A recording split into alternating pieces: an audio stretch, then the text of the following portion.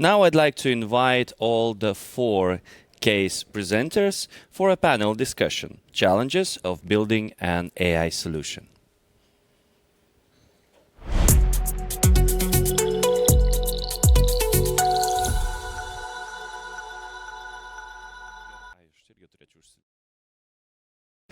So, welcome back everyone for this amazing panel discussion. Unfortunately, Monica is the only one that saved her face from having something like we do have, but we do respect the governmental rules and let's keep it safe. Guys, we have an interesting panel. It's a bit short, but I do believe we will find enough time to actually disclose the best secrets, the best kept secrets, the tips and tricks that everyone who is planning to build an AI solution might come across or experience some problems. Let's start our panel with, I already presented each and every one of you, and let's start the panel from my maybe first question. So how did your relationship with the AI actually start? How did you come across this technology? And did you have the chance to use it before you build your own solution? Monica, you're in the biggest distance from us. Maybe I can start from you then. Actually, we were joking yesterday that we get familiar with AI when we just learn the basics of mathematics and logics. So actually, I would say that I learned about AI some time ago because the talks about this technology, started, I would say, already 10 years ago through like something very novel and very like groundbreaking changing, and that will change all the people to technical solutions and things like that. But I would say that only recently we realized, how applicable this technology is on the way smaller and simpler scale. So yeah, I'm quite familiar with it already for quite some time.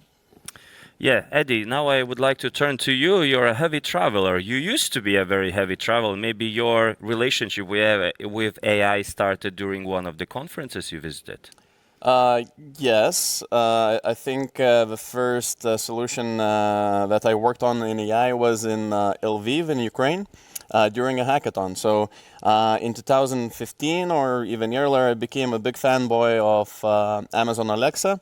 And they opened their platform and allowed to use their NLP, and they allowed to connect to the Echo speaker and Alexa and create all kinds of solutions. So we participated in a hackathon in Ukraine with a lovely Ukrainian team, and we built a what we called always be closing chatbot, and so you could basically talk with Alexa and create Salesforce or other CRM records. That was the first one, and I've been kind of hooked ever since, experimenting with all kinds of AI and language processing solutions. Do you have some dream to apply AI in some specific field that would be super awesome? Yes, dating would be great. You just sign up somewhere and they tell you this is the person that you have to spend the rest of your life. And maybe you would like to send yourself to the date and actually just get the result afterwards. Oh, come on, you're just taking all the pleasure out of it. Okay, I'm joking. Zygmuntas, what was your story? How did you come across the technology and fell in love with it, I guess? The goal was not to create a product that would be powered by AI. That was not the goal. We were trying to avoid AI in most of the scenarios and cases, but it just turned out that it's impossible in our case, because this product recognition algorithm, it's very complicated, and we don't control the environment that it will be applied in. So basically, there's no other way just to use AI to detect the item and to choose the correct one from the catalog. Very rational answer. Thank you for that. Vytenis, what was your story? How did you come across the technology, and how did you learn about it, or the challenges it can help you solve? It's a tricky question Of because course it is. We need to start with something difficult, and then we will start to become super awesome. the reality is, when I first touched these kind of applications, I thought it was AI, but actually it was just a decision trees and so on, simple algorithms. But talking about full machine learning, when you're uptraining and enabling your software to train and train itself, I think it happened 5 years ago or something like that. Because initially we were trying to analyze people. So coming back to Eddie's comment about dating, we learned one potential problem which is coming with machine learning, that crap in means crap out. Yeah. So if it's 80% accurate to your profile and 80% accurate the file of somebody you want to date, well, actual reality is 64% match for you. And you still need to learn about the next person. So yeah, so it's a tricky situation, but with currently existing solutions in the market, it's really cheap entry point. And for us, we are always considering like how we can improve end usability with machine learning capabilities, which are already there in the market.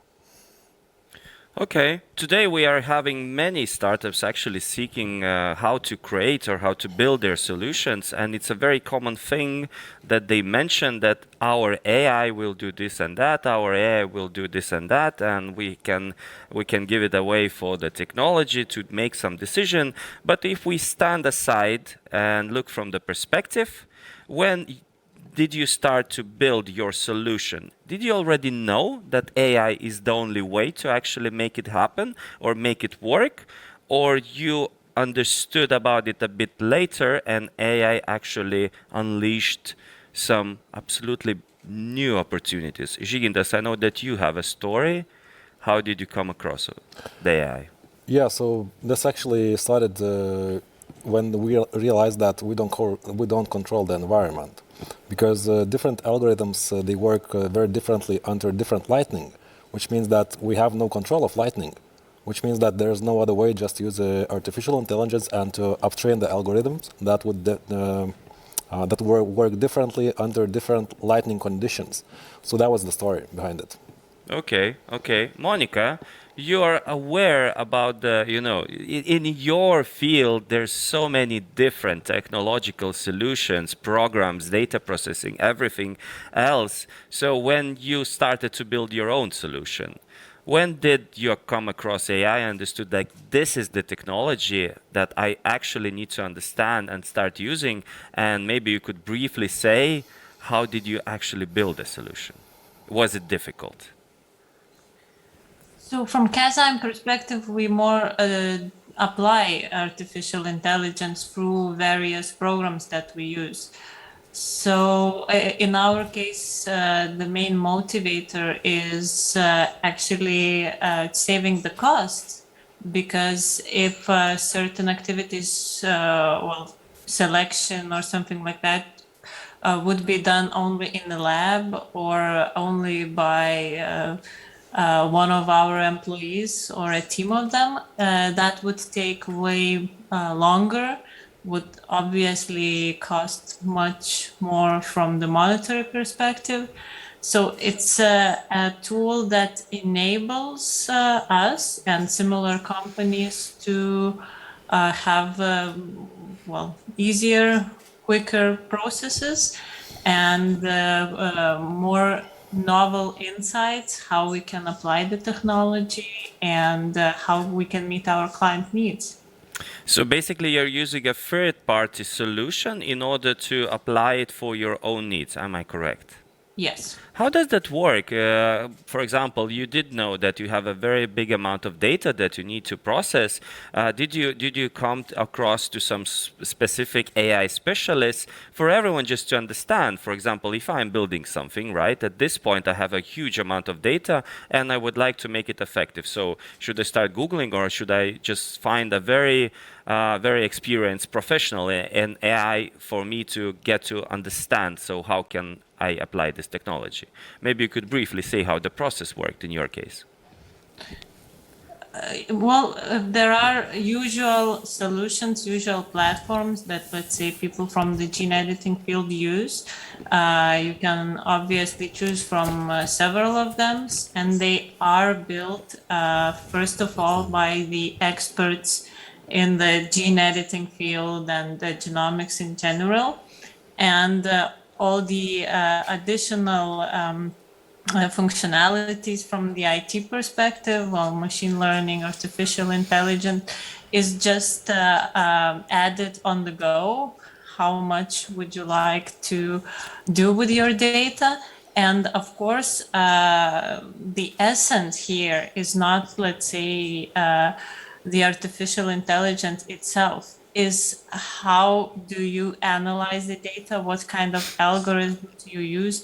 But from this genome perspective, how well do you understand the technologies and the specifics there? So I would say if somebody wants to build any kind of solution for this industry, first of all, what you need is the experts in that particular biotech field. And only then you add the experts of AI, machine learning, and all kinds of other IT competencies. Yeah, maybe in biotechnology it's a bit easier to get funded because those experts should be super expensive. Oh, yes, they are. And there is a great lack of them. I mean, in the biotech, we even lack bioinformaticians, so people who understand the biotech, biologics, and IT. So the demand for them is global. So this interdisciplinarity is what I would say each of the industries needs, and biotech is obviously one of them. Amazing. So let's note it down and let's spread the message for our technological universities that there's a huge opportunity that lies within. Vitanis, I'd like to now to turn to you. So how did you build the solution? You didn't use some third party. You were actually getting yourself into the machine learning, right? Can you briefly share us with a story? So how did you create the Lucid? Honestly, as I mentioned in my pitch, I like connecting Lego. And no, it wasn't me who was coding on the Python personally. It was me from a logic perspective, putting in input, data quality, measurements, and so on. But coming back to the story you're asking, I think one of the funniest things for us was the uptraining time, because most of the customers are seeing, we are seeing end solution. We are getting accuracy reports, something like that 80, can be 90% touched, right? on. Or Yeah. you can see it in action. Yeah, but most of the stories are hiding behind the time when you are developing something. And for example, you're seeing really funny transcription for Lithuanian language. And when you're trying to understand, okay, is it a joke? Can we make from that a product? When you're trying to identify objects, and I guess you heard some not so funny stories when some object was tagged under the wrong category, and so on. But basically, it's about the development process, which is bringing you joy. And I would say that another important moment is it's not only about development, it's about interdisciplines, as it was mentioned before, that you don't need to be in developer's position to play with AI and machine learning with all the existing tools. You need to be more problem-centered to see how it could turn out. Okay, thank you for that. And Edmundas, what's your story?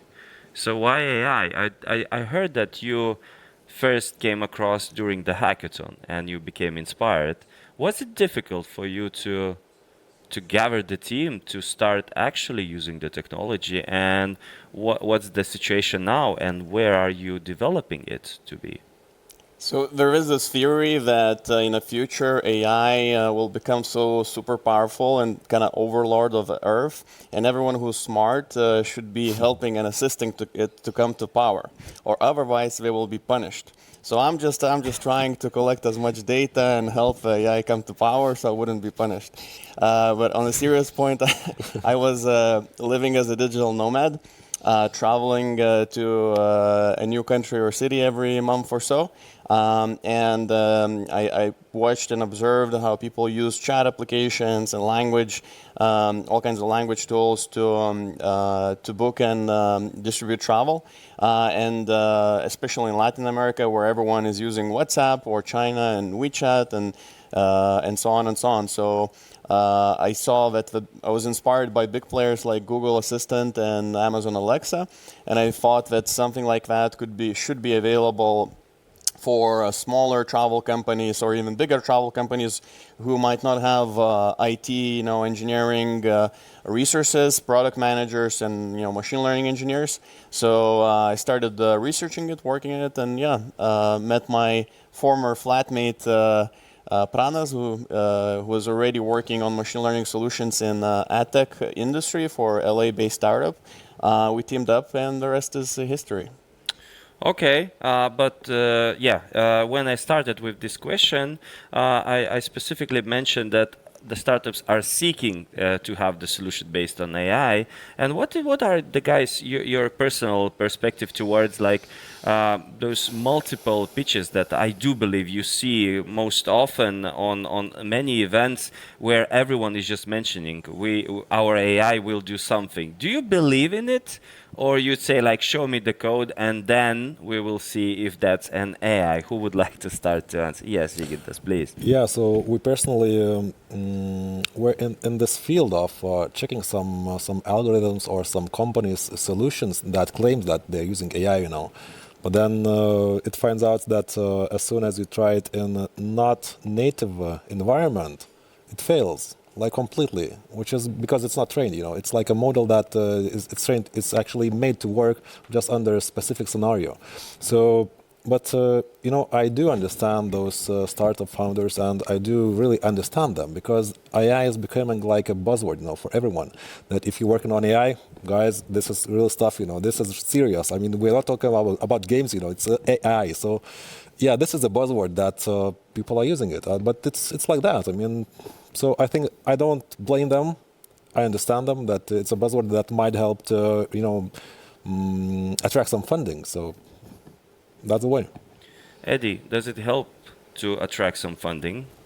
It does help, absolutely, because you can hire engineers and build something. So I don't have any problems with people saying AI.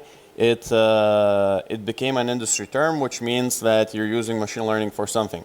And even if they haven't built the machine learning models or tools or whatever themselves, at least they're collecting and cleaning the data and feeding it into some models. So if we apply this term loosely, as it is right now in the industry, yes, they are using AI. I don't see any problem with that. They're basically AI. Let's call it a new wave in technology. It's becoming established, just like it was of other technologies, of internet itself, or let's say mobile applications.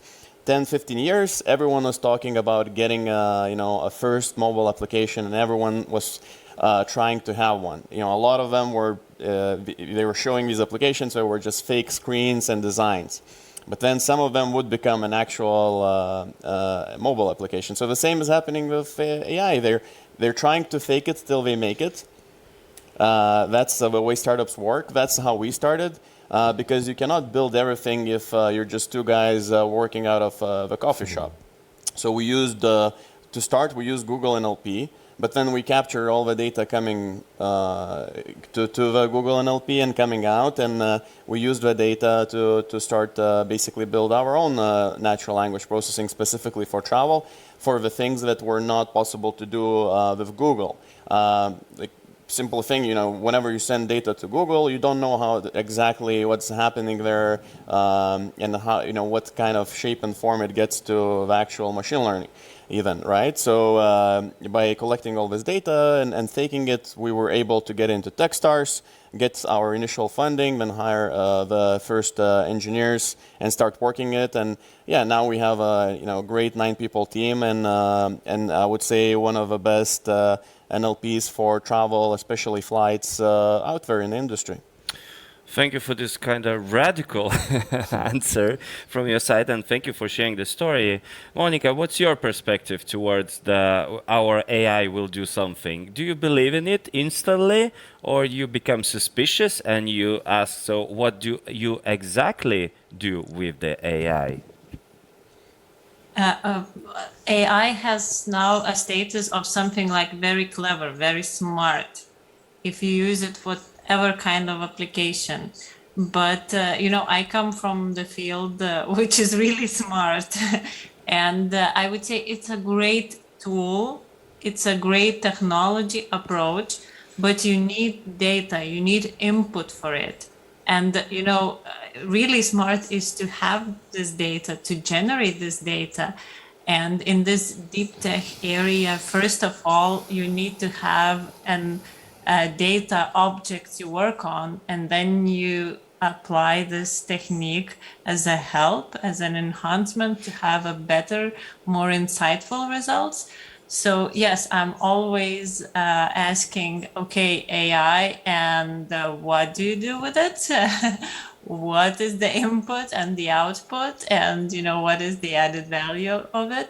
Because I quite often find out that it's just more sophisticated data analysis, and that's nothing fancy from my perspective. Really fancy is how are you able to apply it and to have this like additional value, like finding a treatment method with the help of AI. So that's really cool. That's really added value that technology can bring. Or at least to predict something or find some things that are very repetitive, and to be able to base some assumptions or solutions on that, right? Yes, totally right. Okay, Vitanis, you were the only one when I was calling you and inviting to this panel. You said, don't mention AI, I'm ML specialist. So you also, I believe, have a bit different approach towards our AI will do this and that. So what do you think about the other founders that in some cases they exploit too much this term, and it can become, as Monica said, something very fancy? I will shock you. Sorry? I will shock you. Okay. But actually, I do support them. Okay. The reason behind is, I would call it, joint mental effort about where the industry or specific appliance might lead. And yeah, it really depends from the stage. As Eddie mentioned, sometimes you need just to fake it till you make it. If you are faking it being a public traded company, well, yeah, it's not the thing you should do. But on the early stage, even you are not having an AI, but you're already putting a mental effort into that, it's actually giving back to the ecosystem, because it's giving you an opportunity to understand, okay, so what are potential use cases? What are the potential appliances? And potentially, this is not the right company which is making this, but at the end of the day, somebody is catching up on the idea, catching up on the new appliance method, and working on that till we make it. So I do support them. And sometimes you need to understand why we are pitching that. And very simple. It's easier method to get money. And all of the founders are a bit egocentric, thinking that their idea is best. So we're doing the best we can do to attract the money and to deliver, to make their baby come back to life. So. Okay. So we can agree on that. So the future is bright. Okay, I'm noting this down, and I agree with you guys.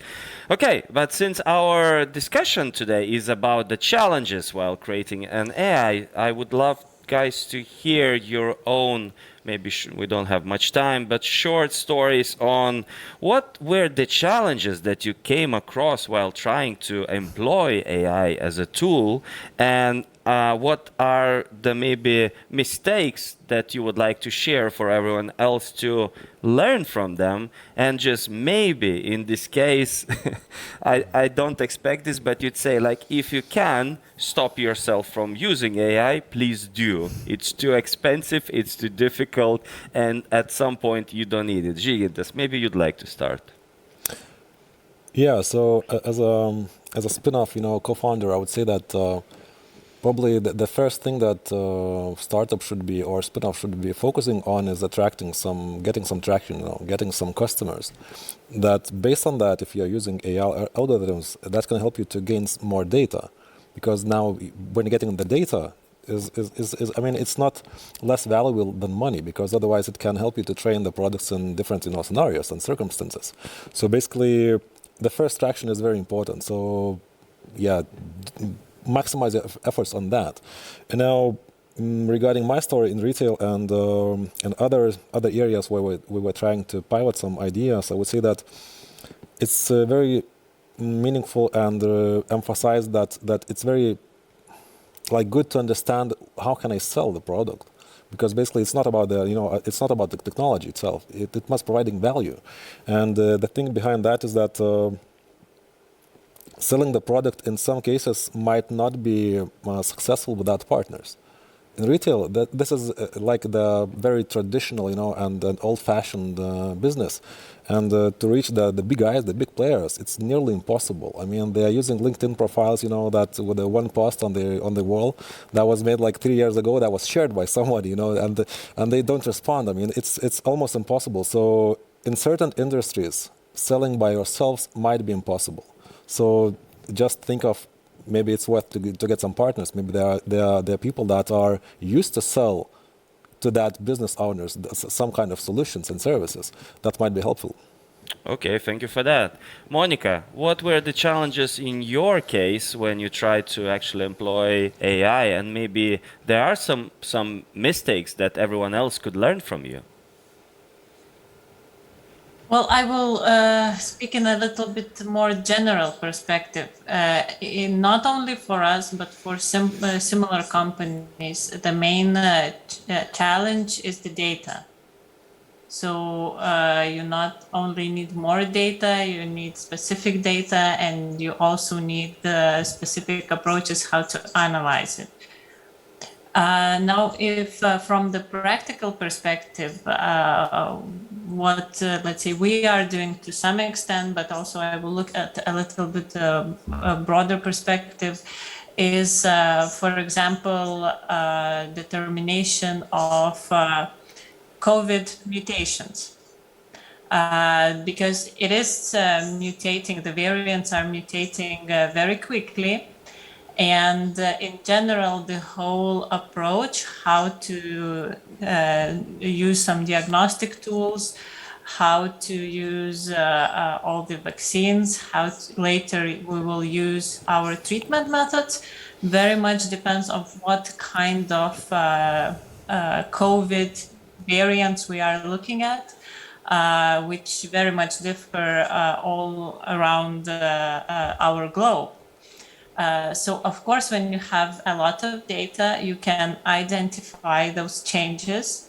Of course, with machine learning, you can analyze how those changes are happening, what mutations are happening, and what is the trend, how it differs from some other genetic data, some geographical aspects, and so on and so forth.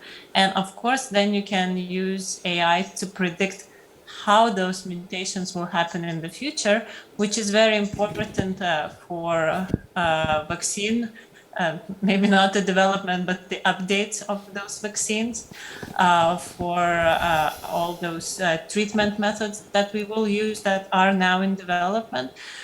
So you see, that's very important how you do it, what kind of data you have, but also from more the biotech perspective, which aspects of the data you analyze, because always the challenge is that we analyze just some parts of the data and we do not analyze some other characteristics, some other aspects. We don't determine them, which are very important when we talk about live organism. So you see, the challenges exist from very different perspectives, and very much determine all the further processes when we deal with humans and so specific diseases. Okay, and I understood about the challenges, but is there something you'd like to, or for example, if you could rewind, you would do in a different way? Well, we actually today had a discussion that even in the COVID perspective, most of the world are not using some part of the data that could be determined and could help us in general, all the scientific community, to come up with certain solutions. So you see, everybody is trying to do in the most simple way. But science is not simple. So I would say that we should look at the data in a very broad perspective, and AI can actually enable us to do that. Okay, thank you for that. Eddie, Yes. what challenges did you have? And is there something if you could, you would do a bit differently? Maybe you have a story here. I would not go into travel industry before the pandemic. That's an obvious thing to So say. AI, machine learning, for me, well, it's a technology. So like I don't see big challenges in it. Usually, if you have a general understanding of it, you'll understand what you need to do. That you need to collect data, clean it up, whatever, prepare it, and work with it. So it's a technology. I don't see big challenges with it. It's going to continue evolving at a really fast speed, and probably it's going to be more of a challenge to keep up with all the new developments than actually face some big challenge.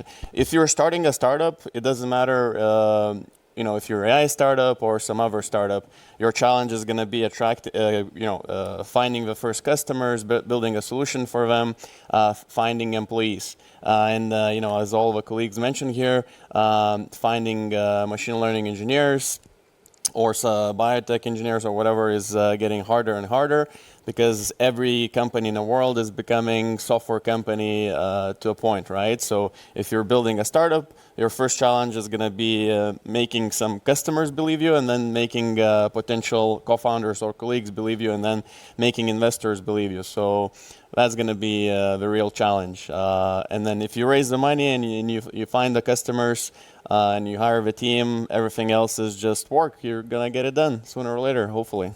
Okay, so machine learning specialist is a must-have if you want to build any solutions. Or you could, for example, in some cases, use the third-party solutions that work perfectly. So, maybe you need a biotech background, or maybe you need a deep mathematics background if you're going to go really deep into the models, right? So maybe engineers, machine learning engineer, it can be more of a developer than someone who actually goes deep into TensorFlow or PyTorch, or goes into like some deep research. So it depends on the field, but the point is that hiring any developer is getting more and more expensive and more complicated. So if you're starting in this hot field, the first challenge is going to be hiring, probably At least there's one very important and good thing that nowadays all the investors are saying. There's so much capital deployed for the investment into risky solutions.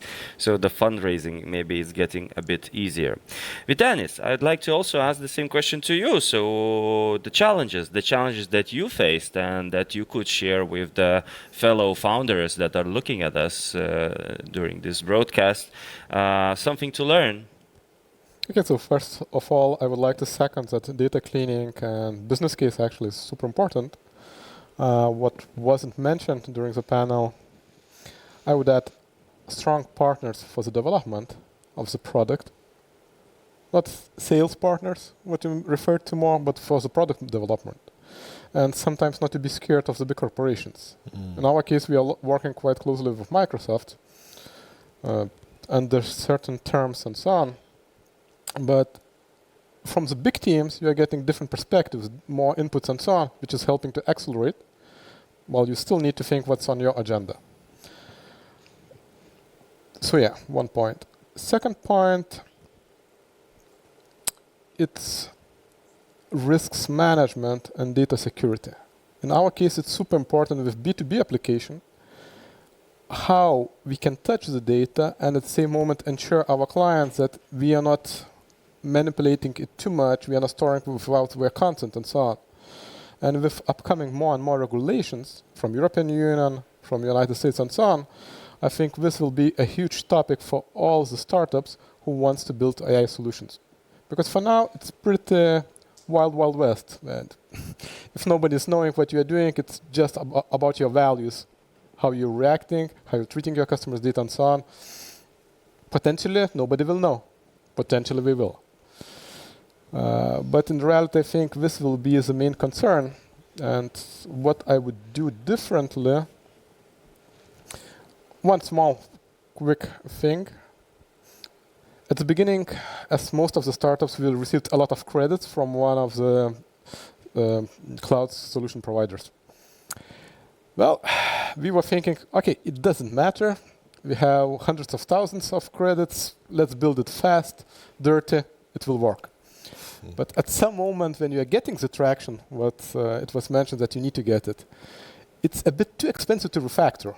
So we refactored it, but it was our mistake that we didn't think in advance about that, and we thought, okay, let's go with the flow. We shouldn't do that. Okay, understand that. Thank you for sharing your ideas, guys. And we are moving to the end, but I need to ask this question. During this AIBOS 2021 conference, at least yesterday, we had multiple speakers during their keynote presentation speaking about issues connected to uncontrolled artificial intelligence and all the ethical issues that are connected to AI that are arising. And I'd like to maybe ask for your own perspective towards that. Vytenis, you just mentioned about the wild, wild west, right? And in this case, let's just step away and let's also look at the big tech companies and how do they use that data, and just give me your personal maybe approach towards that. For example, how do you see AI applications in insurance, and if the AI will be able to analyze the data of people that really need the insurance, will they be able to get it? There was another issue or the case presented yesterday by the Amazon when they actually asked AI or used AI to select the districts for maximum profit. So you do understand what happened with all the minorities and low-income people, right? And it ended up with a PR scandal. But we can continue in many different, basically, industries, and almost in all of them we will find cases where AI does harm but and doesn't help the people that actually need this help. And since it's such a sensitive topic, I must start from Monica. Ethics in AI, and what do you think about it? And do you think that we must actually agree on some certain rules, and how can we maintain them? Well, I'm always an advisor on the rules because we cannot act in unregulated environment, because then we will be infringing everything, our other legal rules, our values, and in general how society can operate. So we cannot operate without rules. And I would say the problem with all emerging technologies is that we start without rules. Then we have a lot of interpretation how it can be applied, a lot of fear that it will be used for some bad intentions and somehow will hurt people. And of course, the regulations, they just come along, but not so quickly. And then we will have this negative, very often have negative, look from the society, like a negative opinion on new technologies. So I always say that regulation is necessary, is crucial, especially for the technologies that can be applied to all kinds of industries. So the quicker we do that, the better. But of course, all the regulations must change during time because the technologies change. So yes, another problem is that when we start to regulate, we just don't update the regulations based on the advancement of technologies. Thank you for such an answer, Vitanis. Maybe you'd like to follow, because I have a feeling you should be an advocate for the ethical AI usage. First, I would like to oppose to Monica. With regulations and basis on regulations, you are disturbing creativity. You're stopping it from evolving, and quite often you cannot advance the technology so fast because, well, you have your hands tied. Coming back to the regulations, I would say there are two really big cornerstones, one being machine learning, AI applications, and so on, and second being data and ownership of this data. So you mentioned cases. It really depends if insurance company is getting with your permissions on a transparent way all the information you are owning, or we are silently collecting and enforcing you to share this data for their own benefit. So from ethics perspective, it's about transparency and about being sure the solution is helping. So my 50 cents, it's not only about technology, but also about ownership. Monica, would you like to comment on this, or let's move on? I guess let's move on because that's a long discussion that we might have. Okay, guys, Zygintas or Eddie, we are running out of time, but maybe you'd like to comment on the ethical use, and should we have rules? Well, what are we gonna regulate, and what are rules are gonna be for? So, We will I just try to defend the ones that cannot defend themselves. yeah, that sounds great, but how that would work? So, I just don't see how someone could easily regulate AI in any shape or form. I mean, EU is trying to Artificial Intelligence Act, yeah. to do all kinds of things, also GDPR. And we keep talking about GDPR, but how many companies are really compliant and really taking care of their customers' data? So far, I just don't see how AI can be regulated, and I am worried about it. But I'm also worried about stupid people. Stupid people do a lot of stupid stuff, and they do crime, and we're people. We're biased. We have stereotypes. So most of the time, I'm more worried about stupid people than AI. So until something really bad happens and we see a way to regulate it, I just don't see how. We can discuss the philosophical angle of it, but practically, it's really not clear how to implement it. Yeah, basically that was one of the key points that was said yesterday. So if we feed the data sets of biased decisions, so how can we expect the AI to be transparent and good for us, right? Zygintas, would you like to comment something? AI is only a tool. It's not a curse. It's neither a life savior. So it's only depending on how can we use it. I support the regulation, but from the core of myself, I just believe that we must find the balance of the regulation, because sometimes, it might, prohibit like something that might be even actually good in the future. And at the same time, if we allow it just to be used widely for any purposes, it can be, chaos. So, yeah, let's find a balance on it. But this is basically, I agree with the idea about stupid people and smart people. So we wish that smart people would do the regulation. That's what happens with AI. It usually empowers the smart people, not the stupid one, right? Okay, let's not get in this land field full of mines. Guys, to wrap up, last question from your side. What is the field you really expect the AI to make the real breakthrough in nearest future? Eddie, I would like to start from you.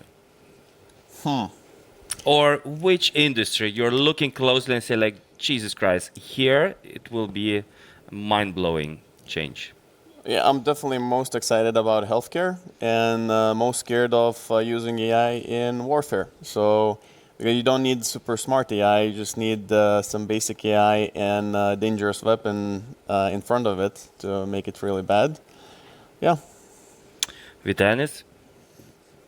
I would say automation of our daily business processes by enabling smart people spend less time on meaningless tasks. Let's remove the monkey jab. Amazing, amazing. Žygintas. I'm thinking of medicine and of food, like food like in general, because with this current status of our food consumption and the habits of food consumption, the earth itself is not able to, to maintain or to provide food for 8 billion people that we're about to be, within few years in the planet.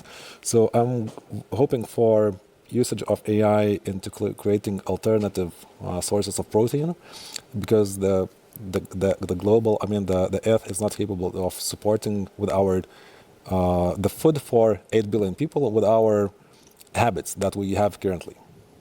Absolutely. I've just participated in one of the very big congress of food tech, and they actually said it's already a huge problem, and in 30 years, if we will not find any good way to create those alternative proteins, so it's gonna be a very big mess.